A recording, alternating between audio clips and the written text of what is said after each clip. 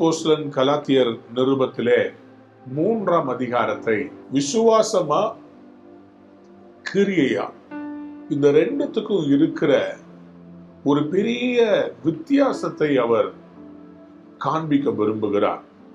காரணம் என்னவென்று சொன்னால், கிறிஸ்துவுக்குள் விடுதலையை பெற்றுக்கொண்ட கலாத்தியர் மறுபடியுமாய் அவர்கள் லீகலிசம் அல்லது நியாய பிரமாணத்துக்கு திரும்பி நுகங்களிலே சிக்கிக்கொள்ளும்படி மறுபடியுமாய் அவர்கள் திரும்புகிறதை பவுல் பார்த்து வேதனைப்படுகிறார்.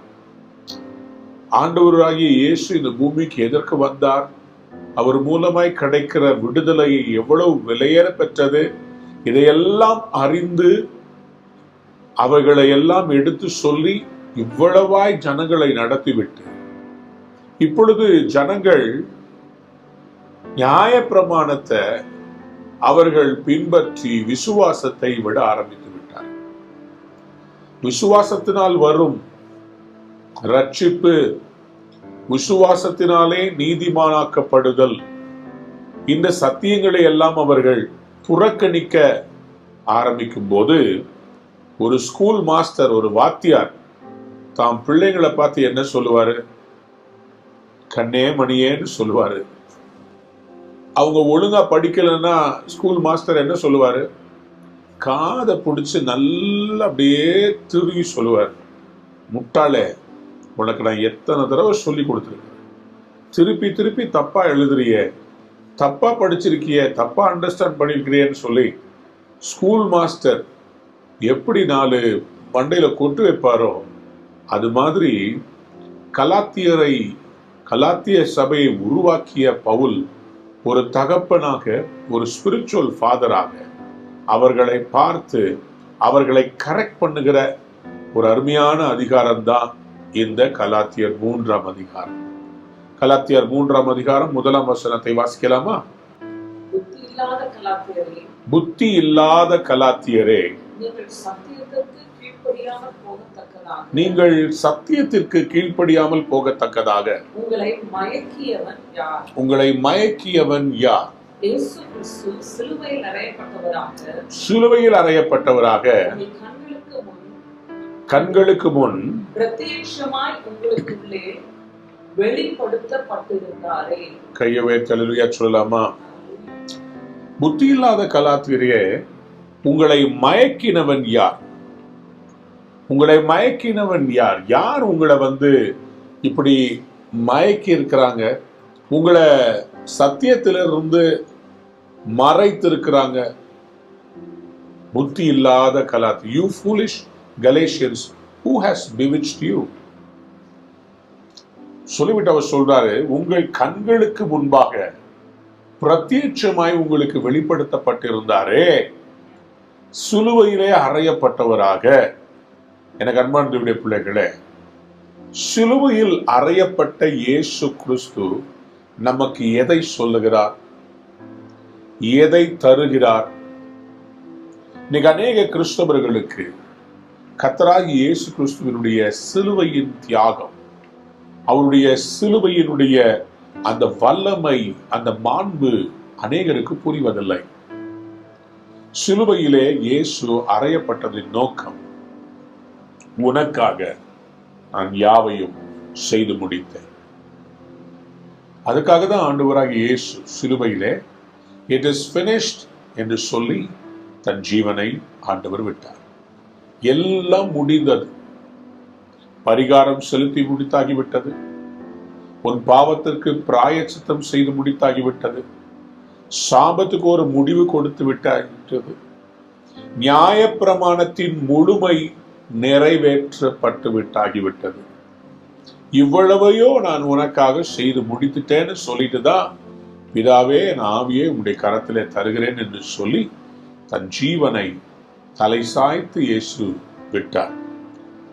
The position of Jesus Christ on the cross was to bring justification for mankind through his sacrifice. அவருடைய அந்த சிலுவையின் மூலமாக நமக்கு ரட்சிப்பும் நீதிமான்களாக்கப்படுதலும் அவர் கிடைக்கப்பெற செய்தார். He made it possible for us to be justified by faith. சிலுவையில் அறையப்பட்ட இயேசுவை பார்த்த பிறகு, அவரிடத்திலே ஜெபித்த பிறகு, ஆண்டவர் என்னை ஏற்றுக்கொள்ள மாட்டார், நான் என்னதான் சிலுவையின் ரட்சிப்பை பெற்றுக்கொண்டாலும் நான் மறுபடியும் போய் நியாயப்பிரமாணத்துல என்ன போட்டிருக்குதோ அதையெல்லாம் தேடி நான் பார்க்க போறேன், எனக்கு ஆண்டவராக இயேசு கிறிஸ்துவினுடைய சிலுவையினுடைய இதன் மூலமாய் கிடைக்கிற இந்த விசுவாசமும் இந்த நீதிமான்களாக்கப்படுதலும் இந்த ரட்சிப்பும் எனக்கு இன்னும் பத்தலைன்னு சொல்லும் போது பவுலுக்கு கோபம் சொல்றாரு, புத்தி இல்லாத கலாத்தியரே. இன்னைக்கு பாஷையில சொல்லணும்னா ஸ்டூபிட் மேன், முட்டாளே. அவர் சொல்றாரு, இது என்னப்பா, உங்களுக்காக இவ்வளோ பெரிய தியாகம் செஞ்சிருக்கிறாரு, இதை நீங்க கொஞ்சம் புரிந்து, யாரை பார்த்து ஃபூலிஷ்னு சொல்லுவோம் தெரியுமா? அதாவது செய்ய வேண்டியதை செய்யாமல், புரிந்து கொள்ள வேண்டியதை புரிந்து கொள்ளாமல், எவ்வளவு தடவை எடுத்து சொன்னாலும் புரிந்து கொள்ள மன விருப்பம் இல்லாதவர்களை பார்த்துதான் அப்படிப்பட்ட ஒரு வார்த்தையை சொல்லுவோம். ஸோ பவுலுக்கு என்ன கோவம்னு சொன்னா, யாரோ அதாவது காசுக்காக இந்த சபையாரை மயக்க வந்திருக்கிறார்கள். ஏன்னா பவுல் இந்த சபையின் மேல கண்ட்ரோல் வச்சிருக்கிறாரு. பவுலுடைய கண்ட்ரோலை தங்க பக்கமா திருப்பிட்டு காசு ஆதாயத்துக்காக அந்த சபையை தங்கள் வசம் கொண்டு வருவதற்காக பவுல் பிரசங்கம் பண்ணினா இதெல்லாம் வேஸ்ட், நம்ம நியாயப்பிரமாணம் ரொம்ப முக்கியம், கிறிஸ்துவை விட நியாயப்பிரமாணம் வல்லமை உள்ளதுன்னு சொல்லி இவங்களை மயக்கும் போது பவுலுக்கு கோபம் வருகிறது. நிருபத்துல அவர்களை கண்டிக்கிறார். ஒரு நல்ல தகப்பனா இருந்தா தான் குடும்பத்தை கண்டித்து நடத்துவார். ஒரு நல்ல போதகரா இருந்தா தன் சபையை கண்டித்து நடத்துவார். இஷ்டத்துக்கு எல்லாரும் அவங்கவுங்க விருப்பப்பட்டதை செய்ய விட மாட்டார். ஒரு ஒழுங்குன்னு ஒண்ணு இருக்கு.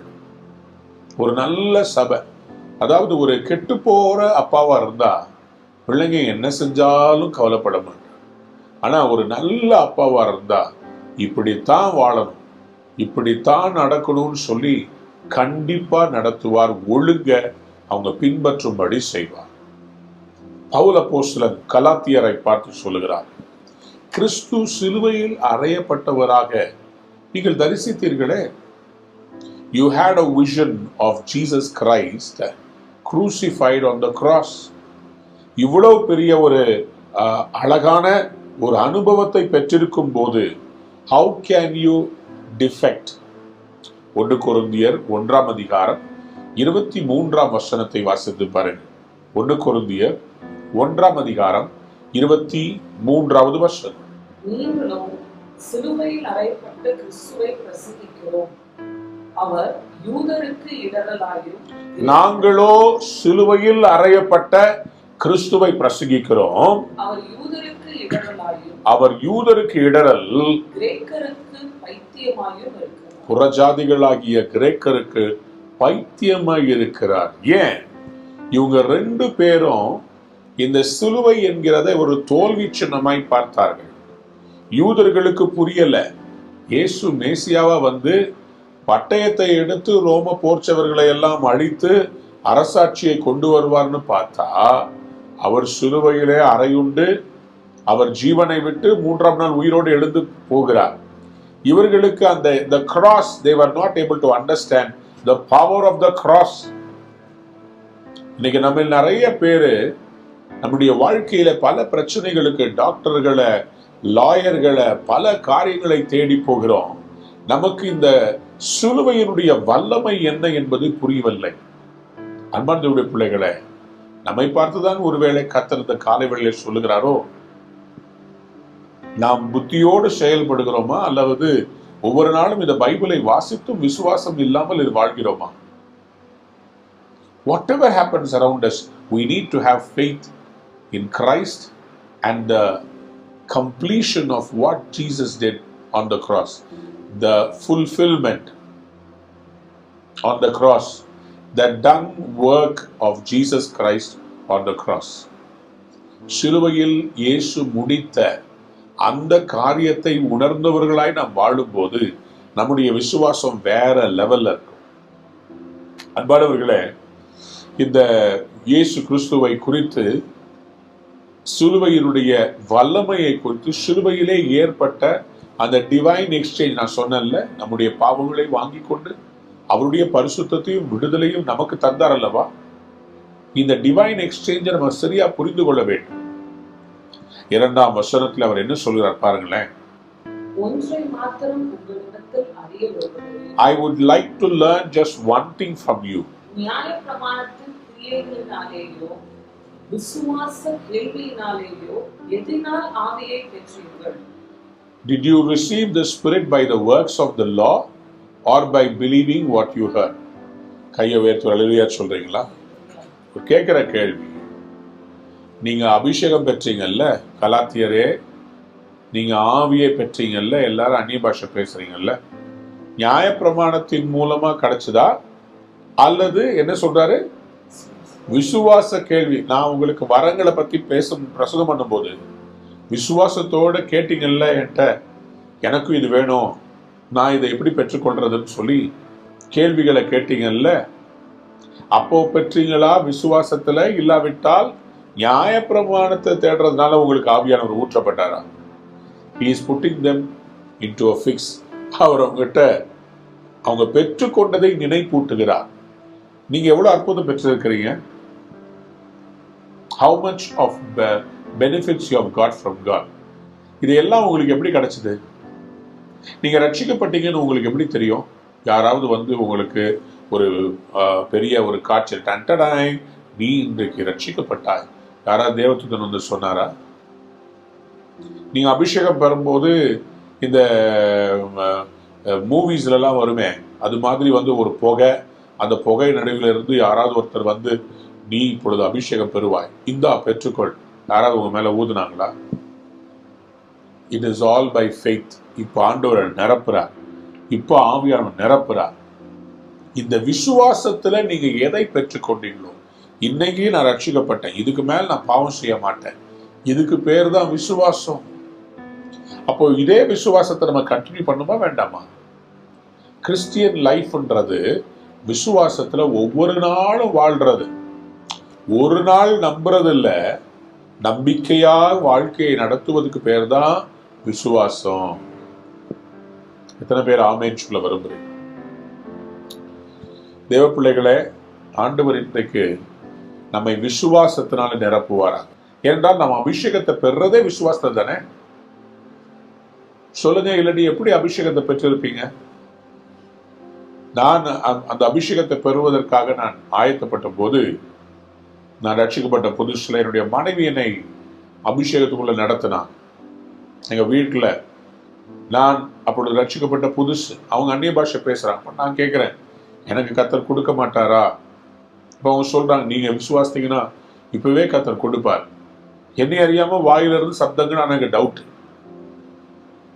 அந்த வாரம் நாங்க டேரி மீட்டிங் போடுறோம், காத்திருப்பு கூட்டத்தில் போய் அந்த சனிக்கிழமை சாயந்தரம் அந்த பரிசுத்தவான்கள் தேவாலயத்தில் ஏசிய சர்ச்சில் எங்களை நடத்துகிறாங்க. நடத்தும் போது அவங்க சொன்ன ஒரே காரியம், அந்நிய பாஷை இந்த ஆவியின் வரங்கள் எல்லாம் விசுவாசத்தினால தான் வரும். நீங்க விசுவாசித்தால் கர்த்தர் உங்க மேல ஊற்றுவார். விசுவாசம் இல்லாமல் தேவனுக்கு பிரியமா இருப்பது கூடாத காரியம். இன்னைக்கு நிறைய பேர் இதுல ப்ரேயர் ரிக்வெஸ்ட்லாம் போடுறீங்க, சில பேர் வேணும்ட்டே திருப்பி போடுறீங்க. ஒருவேளை எங்களுடைய அட்டென்ஷனுக்கு வரணும்னு சொல்லி நீங்க திருப்பி போடுறீங்க. இது உங்களுடைய விசுவாச குறைவை காண்பிக்கிறது. உங்களுக்கு விசுவாசம் வந்து குறைவா இருக்கு. நான் உங்களுடைய அங்கலாய்ப்பு எனக்கு புரிகிறது, உங்களுடைய ஆதங்கம் எனக்கு புரிகிறது, உங்களுடைய பிரச்சனை புரிகிறது, உங்களுடைய வலி எனக்கு புரிகிறது.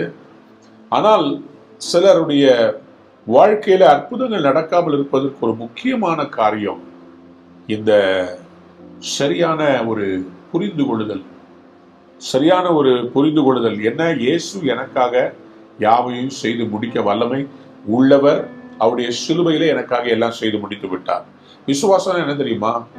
ஆண்டவரே எனக்கு செய்யுங்க செய்யுங்க செய்யுங்கப்பா செய்யுங்கப்பா இப்படி இல்லாம, ஆண்டவரே எனக்காக நீங்க செஞ்சு முடிச்சிடுவீங்க, ஆண்டவரே எனக்காக நீங்க கண்டிப்பா ஒரு அற்புதம் நடக்கும், ஆண்டவரே எனக்காக இது எல்லாத்தையும் நீங்க செஞ்சு முடிச்சிருவீங்க. இதுதான் விசுவாசம். பயம்னா என்ன தெரியுமா? வரின்னா என்ன தெரியுமா? கவலைன்னா என்ன தெரியுமா? ஆண்டவரே என்னை எப்படியாவது காப்பாத்துங்க, ஆண்டவரே செய்வீங்களா, ஆண்டவரே நான் இப்படியே போயிருவேனா, இது கவலை. விசுவாசம்னா ஆண்டவரே நான் விசுவாசிக்கிறப்பா, என்னை சுத்தி வெள்ளங்கள் எல்லாம் பெருகினாலும், ஆண்டவரே பொல்லாத மனுஷர்கள் வந்தாலும், கடன் வந்தாலும், கண்டிப்பா என்னை இதுல இருந்து நீங்க வெளியே கொண்டு வந்துருவீங்க, கண்டிப்பா என்னை ஆசீர்வாதமா மாத்துவீங்க. இதுக்கு பேர் தான் விசுவாச வாழ்க்கை. விசுவாச வாழ்க்கை ரொம்ப ரொம்ப இம்பார்ட்டன்ட். அல்லேலூயா சொல்லுங்க பார்ப்போம். அன்பான தேவனுடைய பிள்ளைகளை, இந்த காலை வேளையில கர்த்தர் உங்களுடைய விசுவாசத்தை தட்டி எழுப்புவாரா? சோர்ந்து போயிடாதீங்க. கடல் இருக்கிற வரைக்கும் அலை இருக்கும், பிசாசு இருக்கிற வரைக்கும் பிரச்சனை இருக்கும். அவனுக்கு டார்கெட்டே உங்க விசுவாசம் தான். கலாத்தியருடைய விசுவாசத்தை கெடுத்து விட்டான் பார்த்தீங்களா? யாரோ ஒருத்தவங்க வந்து இயேசு கிறிஸ்து சிலுவையில் அறையப்பட்டதெல்லாம் பெருசு இல்லப்பா, நீ நியாயப்பிரமாணத்தை போய் ஃபாலோ பண்ணு, எப்படி வந்து அவங்களை கெடுத்து விட்டான் பார்த்தீங்களா? அதனாலதான் பவுல் மிகுந்த ஆதங்கத்தோட சொல்றார், நீங்க விசுவாசத்துல ஆவியை பெற்றீர்களா அல்ல நியாயப்பிரமாணத்தினால பெற்றுக்கொண்டீங்களா? விசுவாச கேள்வினாலதானே பெற்றீங்க. வாசிங்க ரோமர் 10ஆம் அதிகாரம் 17ஆம் வசனத்தை வாசிக்கலாமா? ரோமர் 10:17. ஆதலால் விசுவாசம் கேள்வியினாலே வரும், கேள்வி தேவனுடைய வசனத்தினாலேயே வரும். விசுவாசம் எங்க இருந்து வரும்? கேள்வியினாலே வரும். விசுவாசம் கேள்வியினாலே வரும். கேள்வி என்று தமிழில் மொழிபெயர்க்கப்படுகிறது. Actually faith comes by hearing the word of God. கேட்கிறது. கேள்வின்னா கேள்வி கேட்கறது இல்லை, கேட்கறது.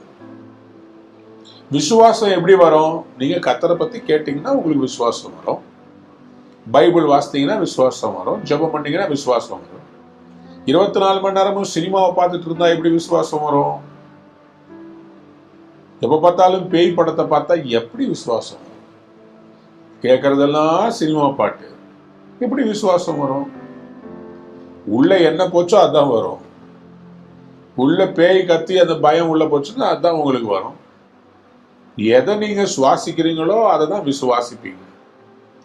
உங்க சுவாசம் தான் விசுவாசமா மாறும். விசுவாசத்துல வி எடுத்துருங்க, சுவாசம். சூ எடுங்க, வாசம். புரியுதா?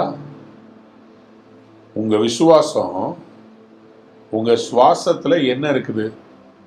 ஏசப்பா மேல நம்பிக்கை இருந்துச்சுன்னா அது கண்டிப்பா உங்களை தளர விடாது. அந்த விசுவாசம் எப்படிங்க வரும்? கேட்கறது. இப்போ டெய்லி காலைல மெசேஜ் கேட்குறீங்க, உங்களுக்குள்ள ஒரு நம்பிக்கை இருக்கு, அதனால தானே உயிர் வாழ்றோம். காலைதோறும் இந்த மாதிரி எழும்பி உட்கார்ந்து ஆராதனைகளை கேட்குறீங்க, ஜெபத்துல பார்க்குறீங்க. இந்த வார்த்தைகளை கேட்கும் போது உங்களுக்குள்ள விசுவாசம் துளிர் விடுகிறது. அன்பானுடைய பிள்ளைகளே, இன்னைக்கு ஆண்டவர் கொடுக்கிற இந்த வார்த்தைகளை நல்ல கவனிங்க. கலாத்தியர் 2ஆம் அதிகாரம் 16ஆம் வசனத்தை ஒரு விஷயம் வாசிக்கலாமா? நியாயப்பிரமாணத்தின் கிரியைகளினாலே எந்த மனுஷனும் நீதிமானாக்கப்படுவதில்லை. நியாயப்பிரமாணத்தின் கிரியைகளினாலே எந்த மனுஷனும் நீதிமானாக்கப்படுவது இல்லையே. நியாயப்பிரமாணத்தின் கிரியைகளினாலே, by the works of the law no man is justified only by the faith in Jesus Christ. எத்தனை பேர் ஆமென் சொல்ல விரும்புறீங்க? ஏன்னா நியாயப்பிரமாணத்துல இதை செய்யாதன்னு போட்டிருக்குது. செய்யன்னு சொல்றவர் ஒரே ஒருத்தர், இயேசு. நியாயப்பிரமாணத்துல மனம் திரும்புன்னு சொல்லி வரல, இந்த செய்யாத அதை செய்யாதன்னு வந்திருக்குது. ஆனா இயேசு மட்டும் தான் சொன்னாரு, நான் உனக்காக எல்லாத்தையும் அனுபவிச்சிட்டேன், நீ மனம் திரும்பி நீ நல்லபடியா வாழ, நான் உன்னை நீதிமான் ஆக்கிட்டேன். கையும் களவுமா இயேசு சாமிகிட்ட பாவத்துல பிடிபட்ட ஒரு ஸ்திரியை கொண்டு வந்து கல்லறிய நிற்கிறான். சிம்பிளா சொல்றார், நீ போ, இனி பாவம் செய்யாது, நானும் உன்னை ஆக்கினைக்கு தீர்ப்பது இல்லை, நான் உன்னை ஜட்ஜ் பண்ணல, உனக்கு கிரேஸ் தரேன், நீ போய் வாழ். இப்ப அந்த ஸ்திரீ விசுவாசித்தால் பாவத்தை விட்டு விட்டு வாழ்வாள். விசுவாசிக்கலன்னா எனக்கு நான் என்ன பண்றது, என் பலவீனம், நான் விபச்சாரம் பண்ணி தான் எனக்கு காசு கிடைக்கும், எனக்கு தெரிஞ்ச ஒரே தொழில் அதுதான் சொல்லி விசுவாசம் இல்லாமல் மறுபடியும் அதுக்கு போச்சுன்னா போனா, இன்னைக்கு சில பேர் ரட்சிக்கப்பட்டுட்டு என்கிட்ட சொல்றாங்க, நான் என்ன பண்றது பிரதர், எனக்கு தெரிஞ்ச தொழில் அதுதான், நான் என்னால் அப்படிதான் இருக்க முடியும், அட்ஜஸ்ட் பண்ணி தான் போகணும், நான் இந்த துறையில் இருக்கிறேன், அதனால இது என்னுடைய பிழைப்பு, என் விசுவாசம் வேற என் பிழைப்பு வேற. எப்படி சொல்றீங்க? உங்க வாழ்க்கை தானே உங்க விசுவாச வாழ்க்கை, அது இது எப்படி பிரிக்க முடியும்? ஆண்டவரோட ஒரு ட்ராக் வேற, அப்புறம் உலகத்துல நீங்க வாழ்ற ட்ராக் வேறையா? இவரை விசுவாசிச்சீங்கன்னா எல்லாத்துலயுமே அந்த விசுவாசம் உங்களுக்கு பிரதிபலிக்கணும். உங்க உறவுகள்ல, உங்க உணவுகள்ல, உங்க உணர்வுகள்ல எல்லாமே விசுவாசம் பிரதிபலிக்கணும். தனியா இருக்கிறீங்க, உங்க மைண்ட்ல பாவம் பண்ணுமா வேண்டாமா, அங்கதான் விசுவாசம் வேலை செய்யும். இல்ல, கர்த்தர் எனக்காக இதெல்லாம் வச்சிருக்கிறாரு, நான் தப்பு பண்ணக்கூடாது, அதுக்கு பேர் தான் விசுவாசம்.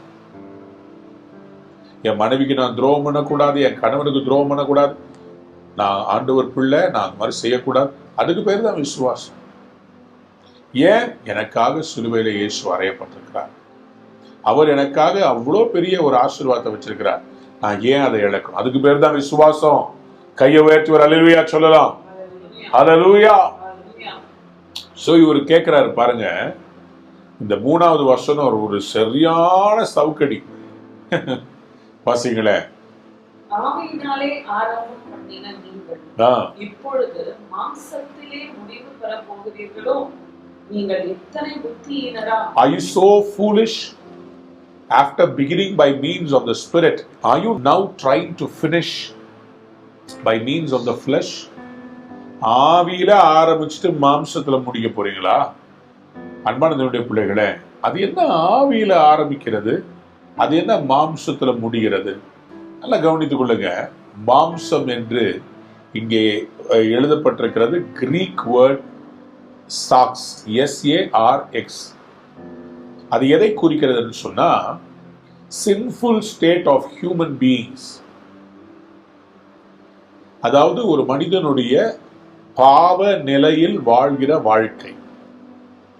அவர் என்ன சொல்றாரு, நீ நியாயப்பிரமாணத்துல மறுபடியும் மறுபடியும் தப்பு பண்ணிட்டு நான் பாவி பாவி பாவின்னு வாழ்ற அந்த வாழ்க்கைக்கு போறியா? இல்ல, எனக்காக அவர் எல்லாத்தையும் செலுத்தி முடிச்சிட்டாரு, நான் நீதிமானாக்கப்பட்டிருக்கிறேன்னு சொல்லி நீதிமானாக்கப்பட்ட மைண்ட் செட்டோட விசுவாசத்துல வாழ போறியா?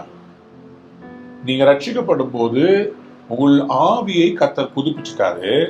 புதுப்பிக்கப்பட்ட ஆவியிலிருந்து அதை நம்பாம மறுபடியும் மாம்சத்தின் கிரியைகள்ல கர்த்தரை பிரியப்படுத்துறதுக்கு நீ திரும்ப போறியா? நியாயப்பிரமாணத்தின் சடங்குகளுக்கு நீ திரும்பி போக போறியா? நியாயப்பிரமாணம் என்று சொல்லும் போது நீங்க நினைக்கிற அந்த 10 கட்டளைகள் மட்டும் இல்லைங்க. There are several other ceremonial things which Jews had to do. உதாரணமா, யாராவது ஒருத்தவங்கள ஒரு தீட்டை தொட்டுட்டாங்கன்னு சொன்னா 7 நாள் தள்ளி இருக்கணும். அவங்க மேல சுத்தமான ஜலத்தை 3rd day தெளிக்கணும், 7th day தெளிக்கணும். அப்படியும் அவங்க கிளீன் ஆகலன்னு சொல்லி சொன்னா திருப்பி இன்னொரு 7 days அவங்க இருக்கணும். நிறைய பயங்கரமா, அதாவது அவங்களுடைய கிரியைகளினாலே அவர்கள் சுத்திகரிப்பு, ரட்சிப்பு, நீதிமான்களாக்கப்படுதல் எல்லாம் கிரியைகளில் இருந்தது. ஆனா புதிய ஏற்பாட்டில் இயேசு கிறிஸ்து சிலுவையிலே அறையப்பட்ட பின்பு கிரியைகள் அல்ல, மாம்சத்தில் அல்ல, not in the works of the flesh but in the faith of Jesus Christ. இதைதான் அவர் புரிய வைக்க விரும்பினார்.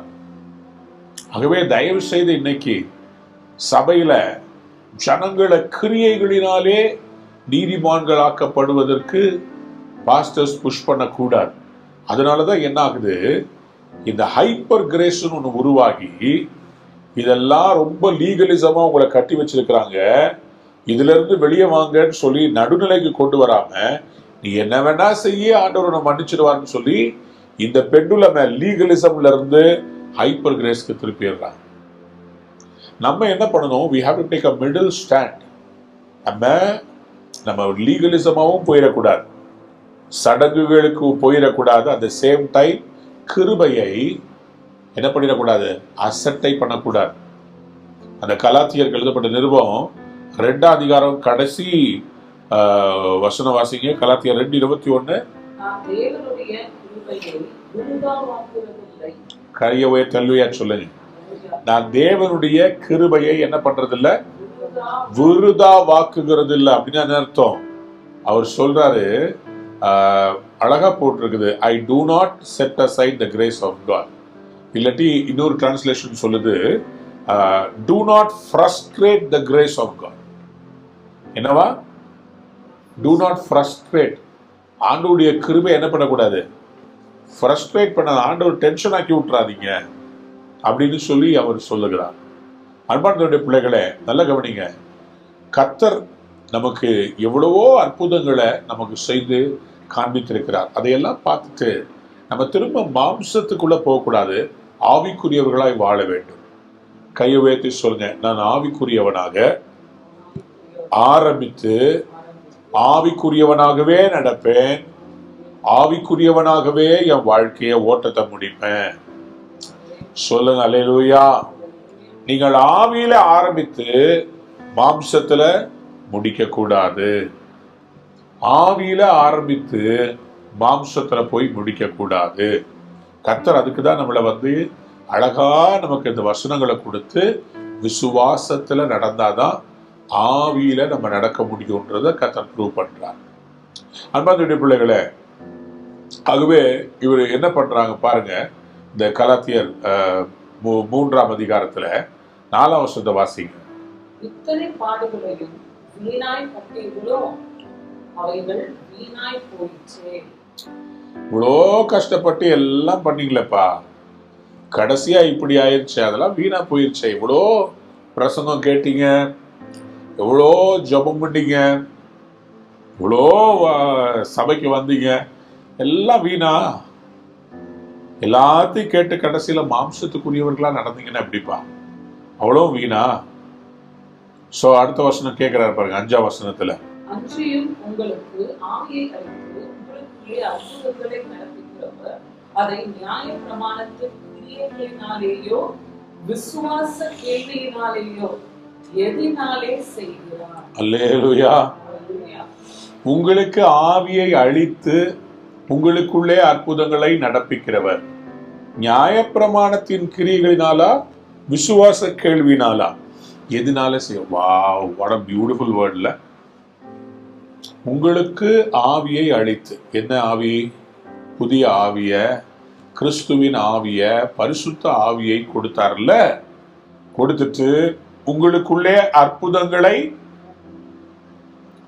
1 கொரிந்தியர் 12ஆம் அதிகாரத்துல அந்த ஆவியினாலே ஆண்டவர் சுகமாக்குகிற வரங்களை தர்றாரு, அந்த ஆவியினாலே விசுவாசத்தை தர்றாரு, அந்த ஆவியினாலே ஞானத்தை உணர்த்தும் வசனம், அறிவை போதிக்கும் வசனம், இது எல்லாம் ஞானத்தை, இதெல்லாம் ஆண்டவர் என்ன பண்றாருங்க? ஆவியினாலதான் கொடுக்கிறாரு. இதையெல்லாம் நீங்க வாங்கி இருக்கிறீங்களே, இந்த ஆவியினாலே அற்புதங்களையும் நீங்க பெற்றிருக்கிறீங்களே, அதையெல்லாம் உங்களுக்குள்ளே நடப்பிக்கிறவர் நியாயப்பிரமாணத்தின் மூலமா நடப்பித்தாரா அல்லது இந்த விசுவாசத்தினால நடப்பித்தாரா? அற்புதம் எப்படி நடந்துச்சு உங்களுக்கு? விசுவாசத்துல தானே நடந்துச்சு. அப்ப ஏன் சரீரத்துல சில காரியங்களை செய்து கர்த்தருக்கு நான் இப்படிதான் பிரியப்படுத்த முடியும்? அன்பானவருடைய பிள்ளைகளை நல்லா கவனிங்க. we need to have a balanced. இப்போ அதிகாலையில எழும்பி ஜெபிக்கிறது ஆண்டவரோடு இருக்கிற உறவு. நீங்க அதிகாலையில எழும்பி ஜெபிக்கும் போது தேவனுடைய வார்த்தைய நீங்க கேட்கிறீங்க, கற்றுக்கொள்றீங்க, இது நல்லது. at the same time இதை நீங்க இது எப்படி சொல்ல வரேன்னா, நல்லா கேளுங்க, புரிஞ்சுக்கோங்க. நான் ஒருத்தர் இன்னைக்கு எனக்கு ஒரு வீடியோ அனுப்பினாரு. அதுல அவர் சொல்றாரு, நீ காலையில ஏஞ்சி ஜெபிச்சாதான் நீ நீதிமான்னு கிடையாது, நீ ஜெபிக்கிறனா கூட நீதிமான் தான். எப்படி அப்படி சொல்ல முடியும்? ஜபம் இல்லைன்னா கர்த்தரோட தொடர்பே இல்லை, அப்புறம் எப்படி நீதிமானா இருக்க முடியும்? ஜபம் தேவை. இல்லாட்டி ஏசாமி ஜெபிச்சிருக்க மாட்டாரு. ஏசாமி இரவெல்லாம் ஏன் ஜெபிக்கணும்? அவர் பிதாவை பிரியப்படுத்துறதுக்காக ஜெபிக்கல, தனக்கு இன்னும் ஆண்டவருடைய வல்லமை வேணும், நிறைய காரியம் செய்யணுன்றதுக்காக, அவர் தன்னை ஒடுக்கிறதுக்காக, தன்னை டியூன் பண்றதுக்காக, இதை செய்யறதுனால நான் அவரை பிரியப்படுத்தணுன்றதுக்காக பண்ணல. தன்னை டியூன் பண்ண. நீங்களும் நானும் ஃபாஸ்டிங் இருக்குது எதுக்கு தெரியுமா? நம்மளை ஒடுக்கிறதுக்கு தான். இதை ஃபாஸ்டிங்கை காமிச்சு, ஆண்டவரே நான் ஃபாஸ்டிங் இருக்கிறேன், பார்த்துட்டு எனக்கு கொஞ்சம் வரத்தை கொடுங்க அப்படின்னா, அப்போ மற்ற மதங்களுக்கும் கிறிஸ்தவத்துக்கும் ஒரு வித்தியாசமே இல்லையே. நான் போய் இமயமலையில போய் நிர்வாண சாமியாரா நிக்கிறவருக்கும், அங்க ஒத்த காலில் நிக்கிறவருக்கும், புத்து கோயில் மேல உட்கார்ந்து இருக்கிறவருக்கும், அப்போ உங்களுக்கும் வித்தியாசமே இருக்காதே. நான் எதையாவது இழந்து எதையாவது அவர்கிட்ட இருந்து பெற்றுக்கொண்டு அதை வச்சுக்கிட்டு நான் வாழ்றேன்னு சொல்லாம, எனக்கு ஆண்டவர் அற்புதங்களை செய்வது விசுவாசத்துல. கையை உயர்த்தி அல்லேலூயா சொல்றீங்களா? நீங்கள் பிழைப்பது விசுவாசத்துல, நீங்கள் அற்புதங்களை பெறுவது விசுவாசத்துல. அட் த சேம் டைம் அவரோடு இருக்கிற உறவு துண்டிக்கப்படக்கூடாது. ஜபமும் வேதமும் வாசிக்காம நீங்க அற்புதங்களை பெற்றீங்கன்னா அது பிசாசுல இருந்து வரும். மறுபடியும் சொல்றேன், ஜபமும் வேத வாசிப்பும் கர்த்தரோடு இருக்கிற தொடர்பு உங்களுக்கு இல்லாமல் அற்புதங்கள் நடக்குமானால் அது கர்த்தர்கிட்ட இருந்து வரல, அது மாயையானது, அது பிசாசுடைய மந்திரவாதிகளுடைய கிரியைகள். This is the connection with God and this is how the faith comes. Faith, the விசுவாசம், இந்த கேள்வியினால வருது பாரு, கேட்கறதுனால வர்ற இந்த faith. பாருங்க, இவர் கரெக்டா போட்டிருக்கிறார். அற்புதங்களை நடப்பிக்கிறவர் யார்? ஆவியானவர். ஆவியானவர் எப்படி பெற்றுக்கொண்டீங்க? விசுவாசத்தினால. ஸோ கலாத்தியர் 3ஆம் அதிகாரத்துல இப்போ இந்த ரட்சிக்கப்பட்ட யூதர்களுக்கு அவங்களை எங்க தொட்டா கரெக்டா அவங்க புரிஞ்சுக்குவாங்கன்றத பவுல் அறிந்து அவங்க கிட்ட பேச விரும்புகிறார். ஆகவே அவர் என்ன பண்றாரு, அவர்கள் போற்றி அவர்கள் ரொம்ப ரெஸ்பெக்ட் பண்ற ஆபிரகாமை கொண்டு வந்து நிறுத்துறார். ஏன்னா அவங்களுக்கு ஆபிரகாம்னா ரொம்ப பிடிக்கும். ஆகவே அந்த ஆபிரகாமை கொண்டு வந்து நிறுத்துறார். நமக்கு இப்படி டிஜிஎஸ் தினகரன் அங்கிள்னா ரொம்ப பிடிக்கும். அது மாதிரி முற்பிதாக்களுடைய தகப்பனா இருக்கிற ஆபிரகாம், அவரை பத்தி இவர் கொண்டு வந்து கலாத்தியர்ட்ட பேசுறார். என்ன சொல்றாரு வாசிங்க. அப்படியே ஆபிரகாம் தேவனை விசுவாசித்தான், அது அவனுக்கு நீதியாக எண்ணப்பட்டது. ஆபிரகாம் செய்ததெல்லாம் என்ன? 1000 ஆட்டை அடிச்சு அவர் நீதிமானாக்கப்பட்டாரா? அதாவது இங்க பாருங்க, ஒன்னே ஒன்று சொல்றேன், நீங்க காலில் செருப்பு போடாம நடந்து போய் நீதிமானாக ட்ரை பண்ணாதீங்க. ஒரு குளத்துல போய் முங்கி ஏச்சு நீதிமானாக்க ட்ரை பண்ணாதீங்க. இதெல்லாம் மாம்சத்துல நம்ம ட்ரை பண்ற காரியங்கள், மாம்சத்துல நம்ம நீதிமானாக்க ட்ரை பண்ற காரியங்கள், இதெல்லாம் தேவையில்லை. ஆபிரகாம் என்ன பண்ணாரு? ஆண்டவர் சொன்னார். ஆதியாகமம் 15ஆம் அதிகாரம் 6ஆம் வசனத்தை வாசிங்க. ஆதியாகமம் 15ஆம் அதிகாரம் 6வது வசனம். அவன் கர்த்தரை விசுவாசித்தான், அதை அவர் அவனுக்கு நீதியாக எண்ணினார். அல்லேலூயா. அவன் என்ன செய்தானா? கர்த்தரை விசுவாசித்தான். எதுக்கு விசுவாசித்தான்? முந்தின வசனத்தை பாத்தீங்கன்னா புரியும். என்ன பண்ணாரு? அவர் அவனை வெளியே அழைத்து, ஆண்டவர் ஆபிரகாமை கையை பிடிச்சு, வாப்பா வெளியே வாப்பா, வீட்டை விட்டு வெளியே வாப்பா, சும்மா குண்டு சட்டிக்குள்ளே குதிரை ஓட்டாதப்பா, வாப்பா, பிள்ளை வேணும்னு சொல்றல்ல, நான் உனக்கு ஒரு காட்சியை காமிக்கிறேன் வா அப்படின்னு வெளியே கொண்டு வந்துட்டு வானத்தை அண்ணாந்து பாருன்றார். நட்சத்திரங்களை என்ன உன்னாலே கூடுமானால் அவைகளை என்ன என்று சொன்னார். பின்பு அவரை நோக்கி, உன் சந்ததி இவ்வண்ணமாய் இருக்கும் என்றார். பின்பு அவனை நோக்கி சொல்ல, உன் சந்ததி இந்த மாதிரி இருக்கும்பா. இத கேட்ட உடனே ஆபிரகாமுடைய ரியாக்ஷன் என்ன மாதிரி இருக்கணும்? போங்க ஆண்டவரே, எனக்கு ஒண்ணு கூட இல்லை, இத காமிச்சு அப்படின்னு சொல்லாம அவர் அதை பார்த்து, அப்படியே ஆண்டவரே, வாவ் வாவ், இப்படி தர போறீங்களா? இந்த மாதிரி தர போறீங்களா? ஆமென். எனக்கு அதே மாதிரி குழந்தைங்க பிறக்க போறாங்க, என் சந்ததி இவ்வளவா இருக்கு, நான் நம்புறேன். ஆண்டவர் பார்த்தார், என்னடா ஒரு புள்ள கூட இல்லை, ஆனா நம்புறானே நம்மள. ஆபிரகாமை பார்த்து சொன்னார், நீ நீதிமான். ஆபிரகாம் பேப்டிசம் எடுத்து நீதிமான் ஆகல. ஆபிரகாம் பாவ மன்னிப்பினுடைய அந்த, அதாவது அவங்க அப்பா ஒரு விக்கிரக செய்கிறவர் தேராக. அப்போ வெளியே வந்த போது நான் மனம் திரும்பலன்னு சொல்ல, அவருடைய ரட்சிப்பு, அவருடைய நீதிமானாக்கப்படுதல் எங்க தெரியுமா? கர்த்தர் சொன்னதை நம்பினார் பாருங்க, அப்பவே அவர் நீதிமானாக்கப்பட்டார். அவர் நீதிமானாக்கப்பட்டதே விசுவாசம் தான். நீங்க எப்படி ஆக்கப்பட விரும்புறீங்க? நீங்க விசுவாசித்தீங்கன்னா சிகரெட் பிடிக்க மாட்டீங்க, ஏன்னா உங்களுக்கு தெரியும் அது கர்த்தருக்கு பிரியம் இல்லாதது. நீங்க விசுவாசித்தீங்கன்னா குடிக்க மாட்டீங்க. நீங்க விசுவாசித்தீங்கன்னா விபச்சாரம். நீங்க நிறைய பாவத்துக்கு பிரச்சனை என்ன தெரியுமா? கர்த்தர் எனக்கு செய்ய மாட்டார், நான் ஆகவே எனக்கு பிடித்த மாதிரி வாழ்க்கையை வாழ்வேன், அவர் பார்த்து ஏதாவது செஞ்சாருன்னா செய்யட்டும். விசுவாசம் குறைவுதான் இன்னைக்கு பலருடைய பாவத்துக்கு வித்தாக மாறுகிறது. ஆபிரகாம் விசுவாசிக்கிறார். எஸ், நான்லாம் வண்டியை ஓட்டுறேன்னா இவ்வளோ ஊழியம் நாங்க செய்யறோம், எங்களுக்கு சொந்தமா இடம் இல்லை, சர்ச்சுக்கு இடம் இல்லை, ஆனா டெய்லி என்ன பண்றோம்? பெரிய சர்ச்சில் போய் நான் ஊழியம் செய்ய போகும்போது நானே மனைவி அப்படியே ஒருத்தர் பார்த்துக்குவோம். என் பிள்ளைங்க அப்படியே திரும்பி பார்ப்பாங்க. நாங்க எதையெல்லாம் ஒரு கனவா வச்சிருக்கிறோமோ, நாங்க அமெரிக்காவில் போய் ஊழியம் பண்ணும்போது, பல சபைக்கு போகும்போது அப்படியே நாங்க அப்படி திரும்பி பார்த்துக்குவோம். இது மாதிரிதான் கர்த்தர் ஒரு நாள் நமக்கு தர போறாருல்ல. அந்த ஸ்டேஜ், அந்த லைட்ஸ் எல்லாம் அப்படி பார்த்துட்டு அப்படியே ஓரக்கடல திரும்பி பார்ப்போம். பார்த்த உடனே என் பிள்ளைங்க சொல்லுவாங்க, ஏன்னா அவங்களுக்கு தெரியும் இதுதான் ஆண்டவர் சொல்லி இருக்கிறாரு, இது மாதிரிதான் நம்மளை கர்த்தர் உயர்த்த போறாரு. அதனால தாங்க வண்டியும் ஓடுது. இல்லாட்டி நான்லாம் ஒரு 10 ரூம் போட்டு அழுகணுங்க. லைஃப்ல என்னங்க விசுவாசம் தாங்க நம்மள வண்டியில ஓட்ட வைக்குது. இவ்வளோ காரியம் நம்ம செய்யறோம்னா எல்லாமே விசுவாசத்துல தான். இன்னைக்கு இந்த டிவி ப்ரோக்ராம் டெய்லி காலைல பண்றோமே, எதுக்கு பண்றோம்னு நினைக்கிறீங்க? விசுவாசம். இது செஞ்சு கர்த்தரை பிரியப்படுத்துறது இல்ல, ஒரு விசுவாசம். காலையில உட்கார்றாங்களே, பைபிளை அவங்க நல்லா கத்துக்கிட்டு அவங்களுக்குள்ள விசுவாசம் பெருகுச்சுன்னா அவங்க லைஃப்ல நிறைய அற்புதம் நடக்குமே. இதை பேசும்போது அவங்களுக்குள்ள விசுவாசம் வளருமே.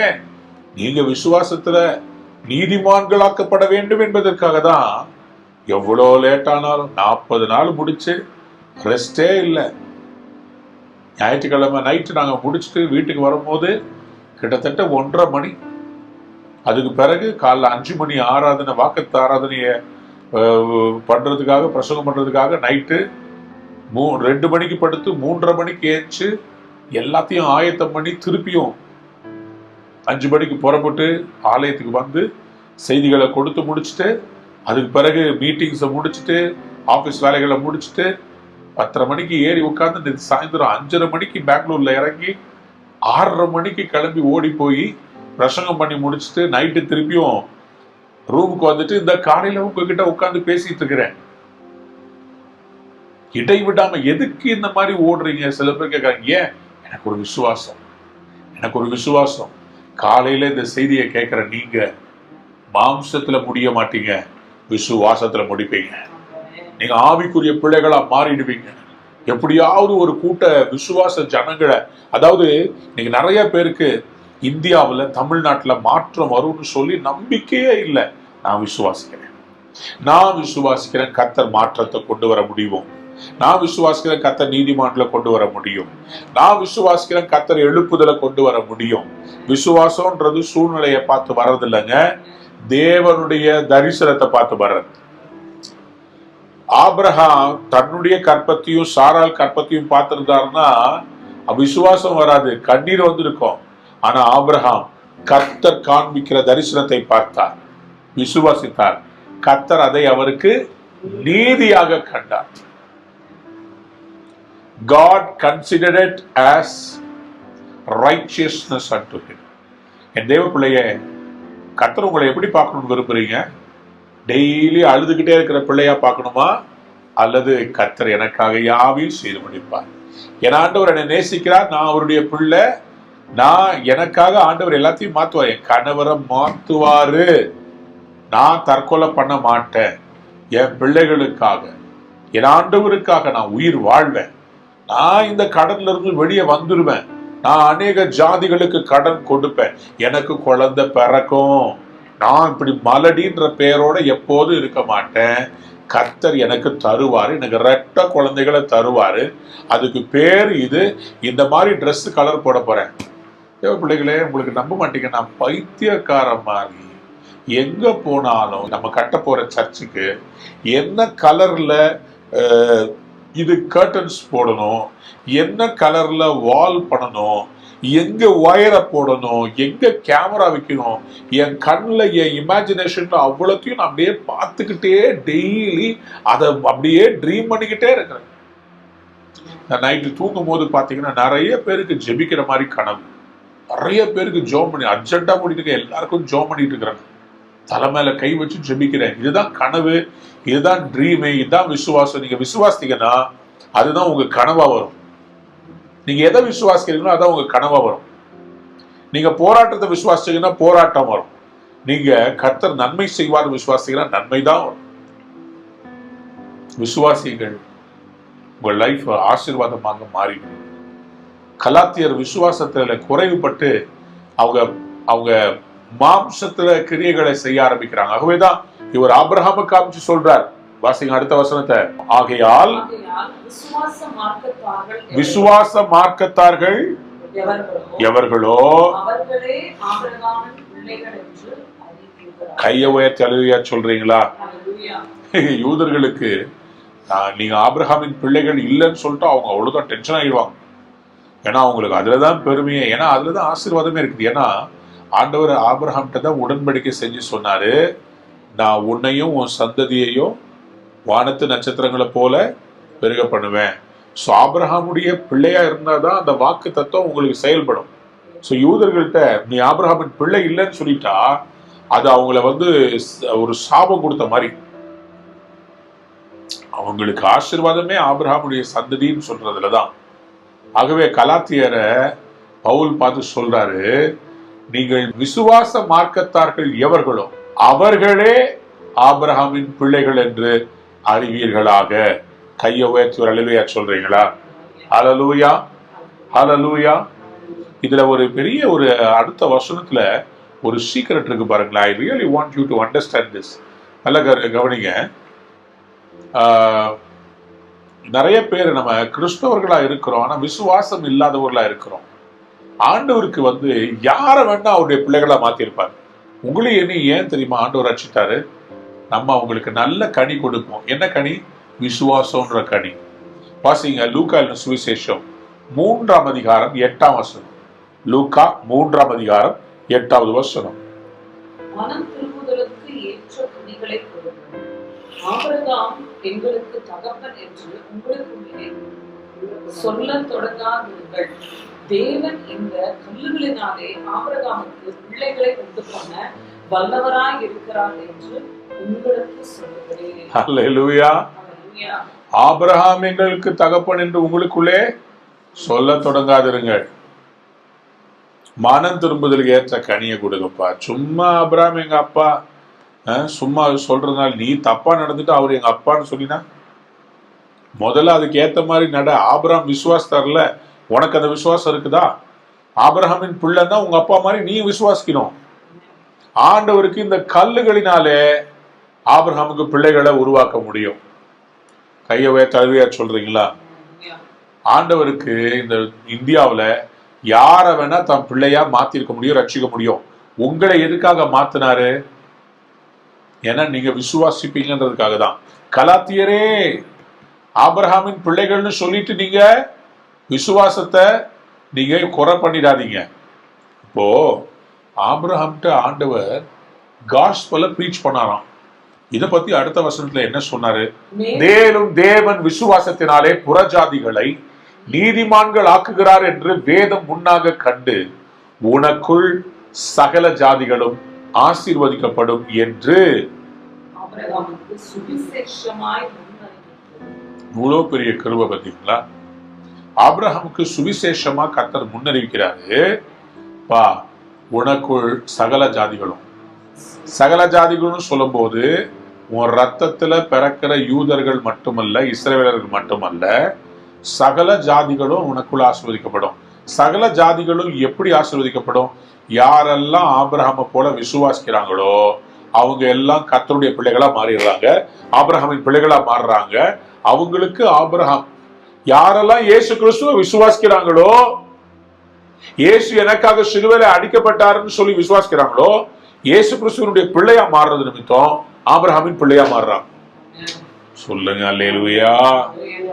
இத காஸ்பலா பிரீச் பண்ணியிருக்கிறார் பாருங்க.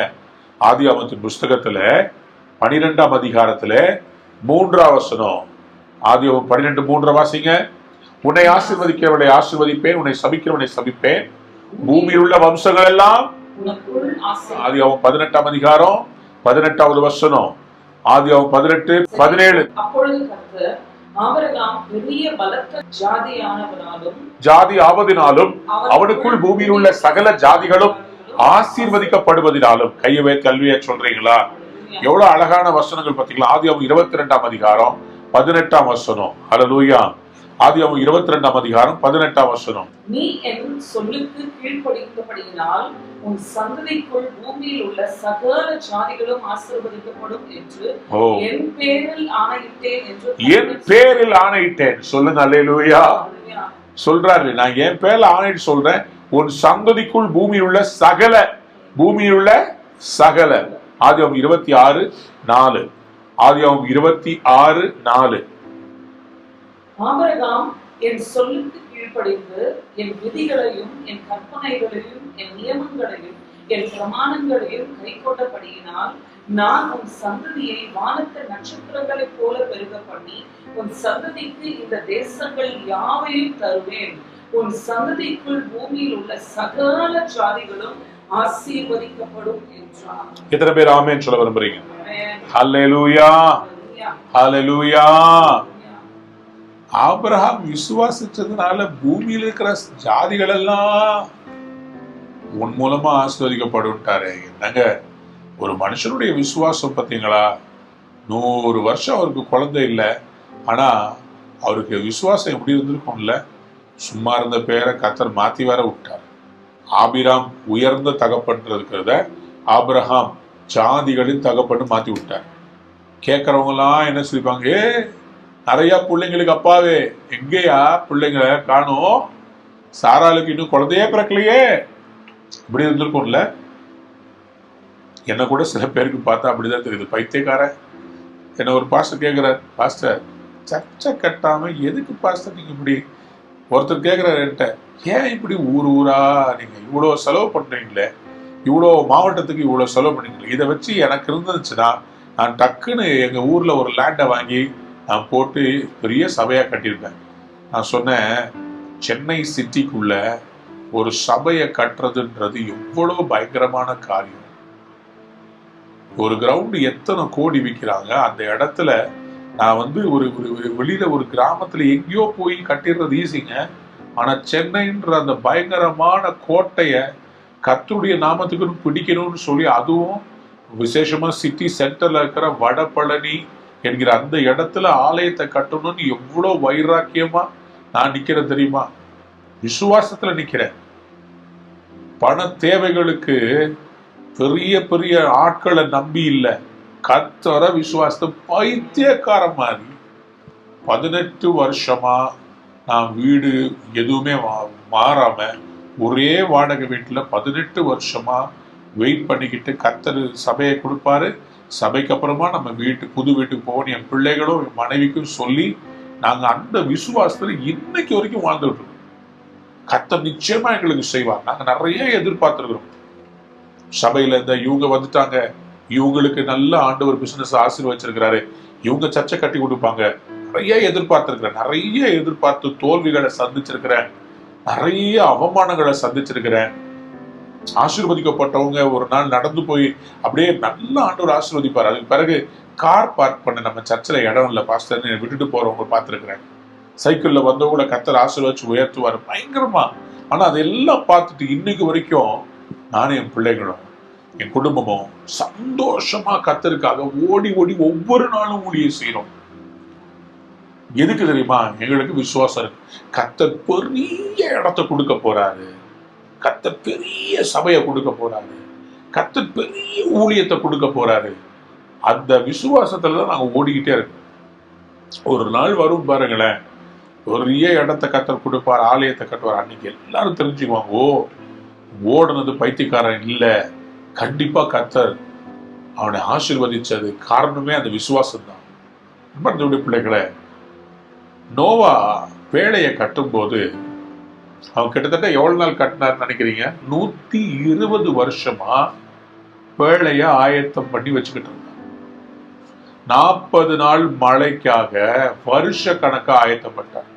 அவரை பார்க்கிறவங்க எல்லாம் ஒவ்வொரு நாளும் எவ்வளோ அவரை கேலி பேசியிருப்பாங்க. கொஞ்சம் யோசித்து பாருங்களேன். நோவா நோவா இன்னைக்கு மழை வரல, ஏன் நோவா ஏதாவது கடற்கரை பக்கம் போய் கப்பலை கட்டினா பரவாயில்ல, லேண்டுல போய் கப்பலை கட்டி உட்கார, எங்கப்பா தண்ணியே இல்லப்பா, எங்கப்பா தண்ணியே இல்ல, நீ இந்த கப்பலை கட்டிட்டு இருக்கிற. ஆண்டவருடைய சத்தத்துக்கு செவி சாய்த்த நோவா கர்த்தருக்காக அதை வேலையை கட்டி ஆயத்தப்பட்ட. ஆண்டவர் உள்ள போன்னு சொல்லும் போது மழை வரலங்க. உள்ள போன்னு சொல்லி அவரை ஜோடி ஜோடியா மிருகங்களை உள்ள ஏத்திட்டு அவரும் அவருடைய குடும்பத்தாரும் உள்ள போன பிறகு பூட்டிட்டு மழையை வர வச்சார். அப்போ அந்த விசுவாசத்தை பார்க்கிறவங்க எல்லாம் நோவாவை பைத்தியக்காரத்தனம் தானே நினைச்சிருப்பாங்க. நினைக்கட்டும் பிரியமானவங்க, உலகம் உங்களை பத்தி பைத்தியக்காரங்க நினைக்கட்டும். ஒரு சிஸ்டர் என்கிட்ட ரொம்ப வேதனையோட சொன்னாங்க, பாஸ்டர் எனக்காகவே பிரசங்கம் பண்ண மாதிரி இருந்துச்சு, விசுவாசத்துல வாழ்ற. ஆமா, என் கணவர் வேற ஒரு தொடர்புல இருக்கிறார், ஆனா நான் பைத்தியக்காரி மாதிரி விசுவாசிக்கிறேன். என் பிள்ளைகளோடு என்னோடு என் கணவர் திரும்பி வந்துடுவார். எல்லாரும் என்னை பார்த்து சொல்றாங்க, பேசாம டைவர்ஸ் கொடுத்துட்டு நீ வேற ஒரு வாழ்க்கையை செட் பண்ணிட்டு போ, நீ ஏன் இப்படி இருக்கிற, ஏன் அவனுக்காக காத்திருக்கிறேன்னு எல்லாரும் சொல்றாங்க. ஆனா நான் பைத்தியக்காரி இல்லை பாஸ்டர். என் ஆண்டவர் என்னோட இணைச்சதை அவர் பிரிக்க மாட்டார். கண்டிப்பா என் கணவரை திருப்பி கொண்டு வருவார், கண்டிப்பா கொண்டு வருவார், அடிச்சு உதச்சு எடுத்து கொண்டு வருவார். கண்டிப்பா வாடகை கொடுக்க முடியாம வெக்கப்பட்டு நின்ன உங்களை சொந்த இடம் கொடுத்து கர்த்தர் கனம் பண்ணுவார். கண்டிப்பா கடன் வாங்கிட்டு திருப்பி கொடுக்க முடியாம கூனி குறுகி போய் செத்துடலாமான்னு நினைச்ச நீங்க இல்ல, கர்த்தர் எனக்காக யாவையும் செய்து முடிப்பார்னு விசுவாசத்தை புடிச்சுக்கிட்டு வாழ்றீங்கல்ல, கண்டிப்பா கர்த்தர் உங்களை ஆசீர்வதிப்பார். நீ அநேக ஜாதிகளுக்கு கடன் கொடுப்பார், நீ கடன் வாங்க மாட்டார். அநேகர் உங்கள் மூலமா ரட்சிக்கப்பட போறாங்க. உடைக்கப்பட்டு வாழ்றது ஏன்னு தெரியாம வாழ்ந்துகிட்டு இருக்கிறீங்கல்ல, கர்த்தர் உங்களுக்கு அற்புதம் செய்ய போகிறார். கண்களை மூடி ஆண்டவர் நோக்கி பார்க்கலாமா? ஆண்டவரே, உடைய பிள்ளைகளுக்காக ஜெபிக்கிற யார் யார் இந்த காலை வேளையில உடைய சமூகத்தை ஆபிரகாமின் சந்ததியாய் நோக்கி பார்க்கிறார்கள். ஆபிரகாம் விசுவாசித்தார், கர்த்தர் அதை அவனுக்கு நீதியாக கண்டீர். அதே போல ஆபிரகாமின் பிள்ளைகளாய் நாங்களும் விசுவாசத்தோடு உம்மை நோக்கி பார்க்கிறோம். அற்புதங்கள் நடப்பதாக. யாரெல்லாம் வியாதியில இருக்கிறாங்களோ விசுவாசத்தோடு உம்மை நோக்கி பார்ப்பார்களாக.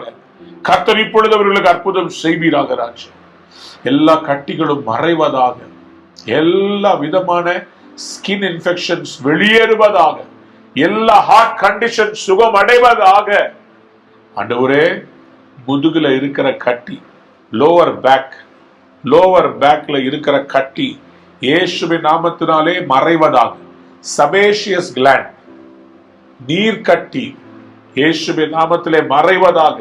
கிட்னி ஸ்டோன் வெளியேறுவதாக, எல்லா கிட்னி ஸ்டோனும் வெளியேறுவதாக. அவருடைய பிள்ளைகளை நான் மனதார ஆசீர்வதிக்கிறேன் சுவாமி. உடைய பிள்ளைகள் மேல் தேவனுடைய கரம் கூட இருந்து ஆசீர்வதிக்கட்டும். ஆண்டவரே, இந்த காலை வேளையில எங்க விசுவாசத்தை வர்த்திக்கப்படும். ஒருவேளை எங்க விசுவாசம் குறைந்து போய் ஆண்டவரே உங்களுக்கு பிரியமில்லாத வார்த்தைகளை ஜெபங்களை நாங்கள் ஏறெடுத்திருந்தா தயவாய் மன்னியுங்கப்பா. நல்ல மரம் நல்ல கனிகளை கொடுக்கும். நாங்களும் விசுவாசத்துல நிக்கிறபடினாலே ரட்சிப்புக்கேற்ற கனிகளை நாங்கள் கொடுப்போம். நாங்கள் விசுவாச மார்க்கத்தை ஆபிரகாமின் பிள்ளைகள், நாங்கள் விசுவாசிக்கிறோம். கர்த்தரை நீதிமான்களா பாருங்கப்பா, எங்களை துன்மார்க்கரா பார்க்காதீங்க. நாங்க உங்களை விசுவாசிக்கிறோம்ப்பா, என்ன வந்தாலும் நம்புறோம்ப்பா. எங்களுக்கு கர்த்தர் கண்டிப்பா வீட்டை கொடுப்பீர். எங்களுக்கு கர்த்தர் கண்டிப்பா சபையை கொடுப்பீர். எங்க வீட்டுக்கு எங்க பிள்ளைகளுக்கு நல்ல எதிர்காலத்தை தருவீர். கடன்ல இருந்து வெளியே எங்களை கர்த்தர் கொண்டு வருவீர். ஆண்டவரே, உங்க பிள்ளைகளுக்கு கண்டிப்பா கற்பத்தின் கனியை ஆசீர்வதிப்பீர். முட்டாள்கள் அல்லப்பா ஆண்டவரே, நாங்க முட்டாள்களா மாற மாட்டோம். நாங்க ஃபூலிஷா மாற மாட்டோம். விசுவாசத்துல ஆவியில ஆரம்பிச்ச நாங்க மாம்சத்துல முடிக்க விரும்பலப்பா. ஆவியிலேயே நடக்க விரும்புறோம். ஆவியிலேயே தொடர விரும்புறோம். ஆசீர்வதிங்கப்பா உங்க பிள்ளைகளை. மனதார இந்த காலை வேளையில நான் ஆசீர்வதிக்கிறேன். உடைய சமாதானம் பெருகட்டும். இந்த நாள் அவர்களுடைய வாழ்க்கையில மறக்க முடியாத நாளாய் மாறட்டும். கர்த்தாவே, நாங்களும் ஆபிரகாமின் பிள்ளைகளாய் விசுவாசத்திலே வளர்ந்து கர்த்தருடைய நாமத்திலே அற்புதங்களை பார்க்க கருவைத்தார். வழிநடத்தும் ஆசீர்வதியும். தூர இடத்திலையும் சமீபத்திலையும் இருக்கிற எல்லாரையும் ஆசீர்வதியும். எல்லா துதி கன மகிமை உமக்கே செலுத்துறோம். இயேசு கிறிஸ்துவின் மூலம் ஜெபம் கேளும் ஜீவனுள்ள நல்ல தகப்பனே. ஆமென், ஆமென், ஆமென். அன்பான நேயர்களே, இந்நிகழ்ச்சியில் கொடுக்கப்பட்ட வாக்குத்தத்தங்களும் தீர்க்க தரிசன வார்த்தைகளும் உங்களுக்கு ஆசீர்வாதமாய் இருந்திருக்கும் என்று நாங்கள் நம்புகிறோம். நீங்கள் பெற்ற ஆசீர்வாதங்களையும் ஜெப விண்ணப்பங்களையும் மற்றும் உங்கள் காணிக்கைகளையும் அனுப்ப வேண்டிய எங்கள் முகவரி: ரூவா ஊழியங்கள், எண் 82, ஜவஹர்லால் நேரு சாலை, சிம்ஸ் மருத்துவமனை எதிரில், வடபழனி, சென்னை 26. உங்கள் காணிக்கைகளை ஆன்லைன் மூலமாக எளிதாக செலுத்தலாம்.